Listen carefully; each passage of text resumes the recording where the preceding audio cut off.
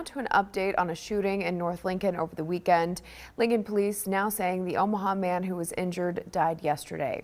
He's been identified as 29-year-old Matthias Washington.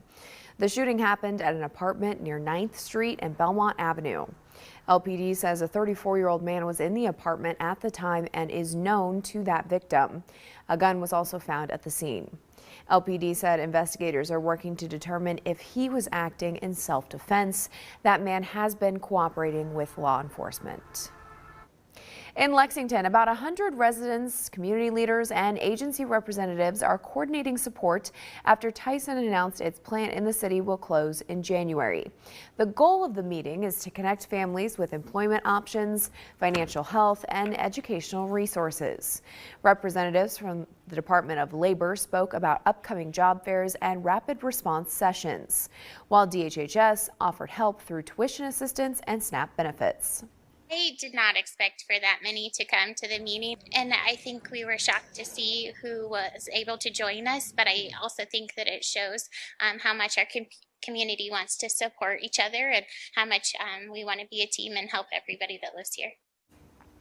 Lexington leaders stress support will be ongoing as new needs arise over the coming months. In our crime tracker this morning, a former David City coach accused of grooming a student was sentenced yesterday after taking a plea deal earlier this summer. 37-year-old Jeremy Andel will serve 2 to 6 years behind bars. He pleaded no contest to attempted child enticement in July, and prosecutors dropped a sexual abuse charge as part of that agreement. In May of 2024, a 16-year-old girl told officers that Andel had been sending her a slew of inappropriate text messages. Officers later uncovered over 1,700 texts were exchanged between the two. Andel must now register as a sex offender for 25 years. A former Nebraska Sports Council administrator pleaded down in an embezzlement case yesterday. Prosecutors say she stole more than $46,000 from the organization. According to court records, 43-year-old Jessica Framke pleaded no contest to theft between $500 and $1,500 by unlawful taking. She had originally been charged with theft of more than $5,000. In May, Framke turned herself in after the allegations surfaced. Investigators say she issued 14 extra paychecks to herself and used council funds for personal purchases. She's scheduled to be sentenced in January. And happening today, Lincoln's mayor will be talking about the benefits of shopping locally here in the capital city. That's happening at 11 a.m. this morning at the Francie and Finch Bookshop in downtown Lincoln. The mayor will be joined by several local business owners for that press conference. So be sure to stay tuned to our 1011 Now News app to hear what the mayor has to say.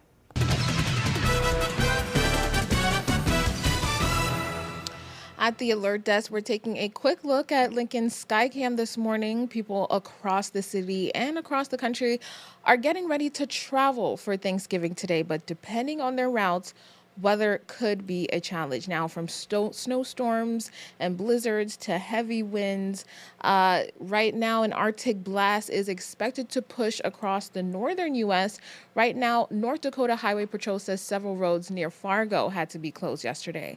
And the National Weather Service is reporting at least 8 inches of snowfall there.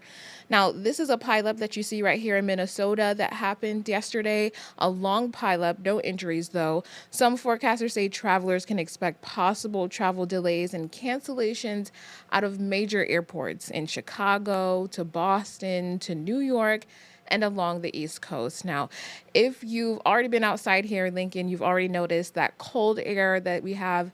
Now, that will be spreading east and south of the country today. At the alert desk, Chanel Taylor McCarthy.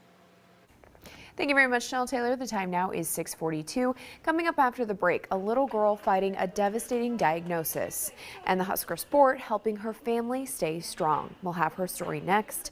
And here's a live look outside from 56th and I-80. Brandon, what can we expect for the morning drive today? It looks as though we'll have a few clouds moving through the area. It is going to be cold. Temperature in the upper 20s to around 30 between 7 and 9 this morning.